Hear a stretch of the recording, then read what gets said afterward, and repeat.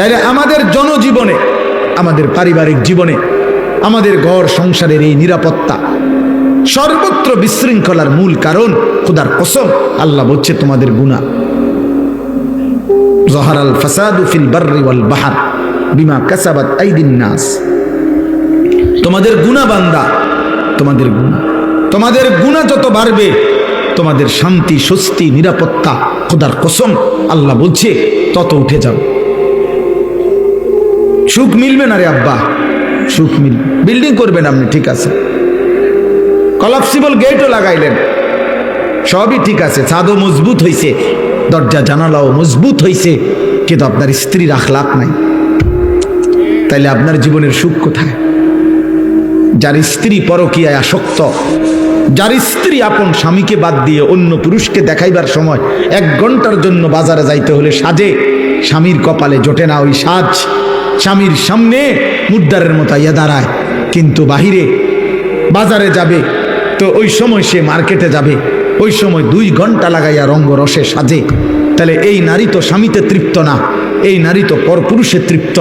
ওই ঘর জাহান্নামের ঘর ছাড়া আর কিছু না।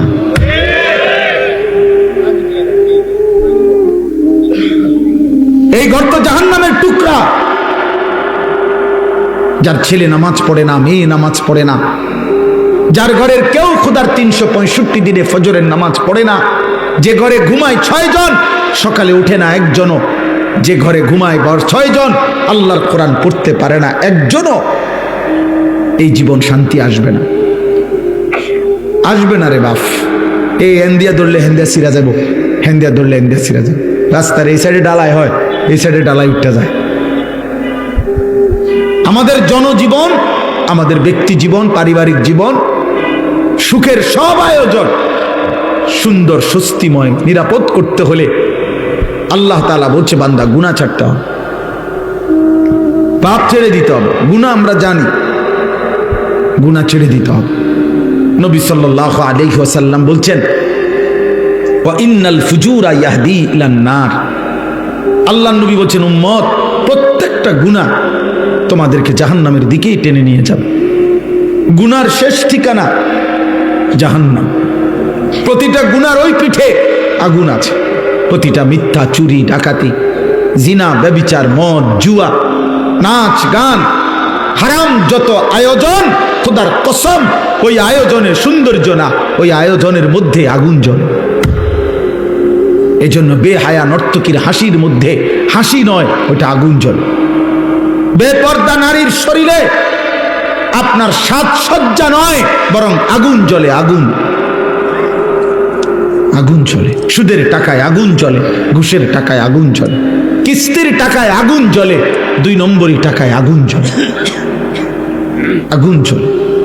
সুখ আসবে না, স্বস্তি আসবে না, নিরাপত্তা আসবে না, নিরাপত্তা আসবে না।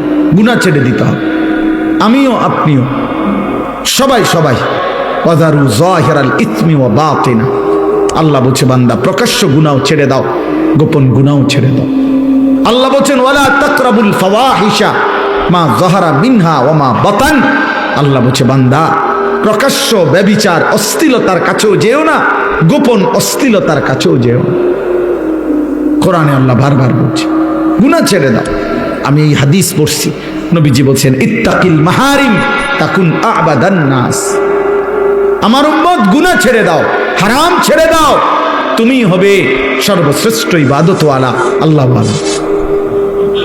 এক মুমিনের প্রথম ডিউটি কি? গুনাহ বর্জন। দ্বিতীয় ডিউটি আদেশ পালন। প্রথম কাজ একজন মুসলমান মুমিনের প্রথম কাজ হলো গুনাহ বর্জন, দ্বিতীয় কাজ আদেশ পালন।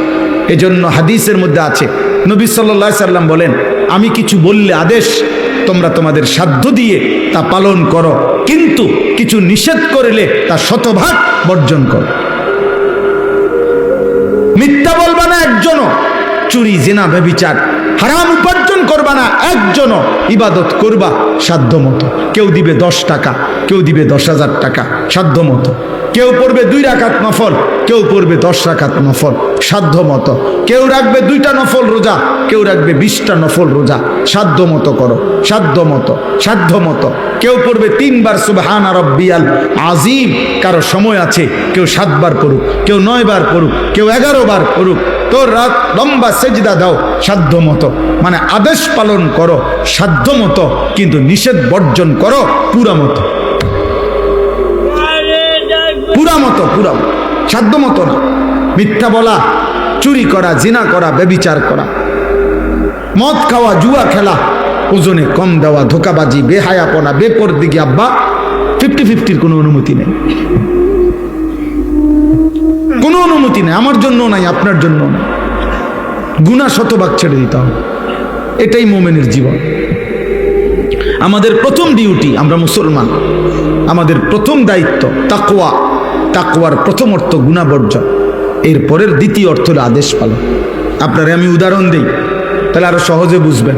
একজন ব্যক্তির নামাজের ওয়াক্ত হইছে, কথা বোঝেন, এখন তার উপরে নামাজ পড়বে সে, কিন্তু তার এই কোমর থেকে নিয়ে আপনার এই হাঁটু পর্যন্ত, নাভি থেকে হাঁটু পর্যন্ত সতর ঢাকা, এটা হলো ফরজ। সতর ঢাকাটা কি? মনে করেন এটা খোলা, এটা খোলা, এটা খোলা রাখা, এটা হলো গুনাহ। আর নামাজ পড়া, এটা হলো নেকি। এখন এই দুইটা মুখোমুখি, অর্থাৎ তার সতর খোলা, আবার তার নামাজের ওয়াক্ত। তাহলে এখন আগে তার দায়িত্ব কি? এই আগে হলো এই তোমার যে সতর খোলার গুনাহ হচ্ছে, এটা আগে, এটা আগে কি করো? ঢাকো, ঠিক করো, এরপরে আদেশ পালন। এই জন্য নামাজের আগের ফরজ হইলো, বাহিরের ফরজ হইলো সতর ঢাকা, সতর ঢাকা। গুনাহ আগে বর্জন করো, এরপরে আদেশ পালন করো। আগে ঝংকার সরাও, এরপরে রং লাগাও। আগে কুত্তা সরাও, এরপরে ভিক্ষা দাও। আগে ক্ষতি সরাও, আগে গুনাহ বর্জন করো। গুনাহ, গুনাহ। চাচাদা, বাবারা, আপনাদেরকেও বলি, এই চাচা, আমার বাপ, আপনারা যারা যাও কিছু কম বেশি নেক আমল করেন, সাথে বিড়ি খাইয়া কিন্তু সমান করে লান। সাথে টেলিভিশনে নর্তকী দেখলে সমানও থাকে না। কারণ মনে রাখবেন, গুনার মধ্যে কোনো আপনার ভুল নাই, কিন্তু আপনার ইবাদত আমলের মধ্যে ভুল আছে। 1 ঘন্টা যে নর্তকী দেখছেন, এটা পিওর গুনাহ, এখানের মধ্যে কোনো ঝামেলা নাই। কারণ আপনি কোনো বেডি দেখতেন গিয়া বেডই দেখছেন না, বেডিতেই দেখছেন। কিন্তু আপনি যেই নামাজ পড়ছেন, নামাজের রুকু, সেজদা, সূরা, কেরাত, আত্তাহিয়াতু, দুরূদ শরীফ, সব কিছুর মধ্যে ত্রুটি আছে। এটি সবটির মধ্যে লাল কালি দিয়া কাটলে ফেরেশতা আমনের এটার পুরাটার ওজন 10 কেজি না দূরে থাক 100 গ্রাম হইত। তাহলে আপনার নেকির ওজন আসবে না 100 গ্রাম, কিন্তু আপনার গুনাহ পুরা 100। আপনি যে সুদের টাকা নিছেন 2000 বা 20,000, একটা টাকা সুদখোর কম নেয় নাই। একটা টাকা দেখছে সিরা, এটা বদলায় লইছে। একটা টাকা দেখছে কষ্টে বলা, এটাও বদলায় লইছে। তাইলে আপনি গুনার মধ্যে কোনো ভেজাল নাই, গুনাহ করছেন পিওর, কিন্তু আমল তো করেন নাই পিওর। তাহলে সমান সমান, সমান সমান হতো না। তাইলে কি মুশকিল বলেন, কি মুশকিল হবে? গুনাহ জাহান্নামে নিয়ে যায়, গুনাহ জাহান্নামে নিয়ে যায়, পাপ জাহান্নামে নিয়ে যাবে। আব্বা, জাহান্নাম বড় ভয়ানক, খামখেয়ালি মনে করেন না এটারে। আবারও বলছি, একটা আমল, 2টা আমল দিয়ে, কিছু দান সাদাকা দিয়ে আপনি আখিরাতের এত লম্বা মঞ্জিল পার হওয়ার জন্য যথেষ্ট মনে করেন। আমি অনুরোধ করলাম, আমি অনুরোধ করলাম, জাহান্নাম বড় ভয়ানক। কোরআনুল কারীমের মধ্যে আল্লাহ বলছেন, ইয়াউমা তুকাল্লাবু ওয়ুজুহুহুমুন নার। আল্লাহ বলছে, বান্দা মনে রেখো, বান্দা, দুনিয়ার মধ্যে উত্তপ্ত কড়াইয়ের তেলে মাছ যেভাবে এই পিঠ ওই পিঠ চাপ দিয়া দিয়া ভাজি করে, খোদার কসম আল্লাহ বলছে, নাফরমান বান্দা, জাহান্নামের আগুনে তোর চেহারা, তোর শরীর এইভাবে উলট পালট করে পোড়ানো হবে।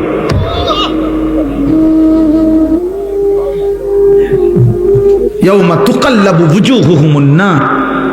দুনিয়া কোনোভাবে চলেই যায় আব্বা, সুখে দুঃখে এ কোনো না কোনোভাবে ভাত দুগা খাইলে পার হয়ে যায়। সব আলুর ভর্তা ডাল দিয়া ভাত খাইলেও পেট ভরে যায়, 10 আইটেমের তরকারি দিয়েও ভাত খাইতে বসলে কিছুক্ষণ পরে পেট ভরে যায়, কিন্তু আখিরাত পার হবে না। ইন্নাল মুজরিমিনা ফি আযাবি জাহান্নাম খালিদুন, আল্লাহ বলেন পাপী না ফরমান জাহান্নামের আযাবে থাকবে অনন্তকাল। লা ইউফাত্তারু আনহুম ওয়া হুম ফীহি মুবলিসুন, আল্লাহ বলে জাহান্নামীকে জাহান্নামের আগুন 1 সেকেন্ডের জন্য বিরতি দিবে না। ওয়া হুম ফীহি মুবলিসুন, জাহান্নামের আগুনে জাহান্নামী চির বিমর্ষ মলিন চেহারা নিয়েই পড়ে থাকবে।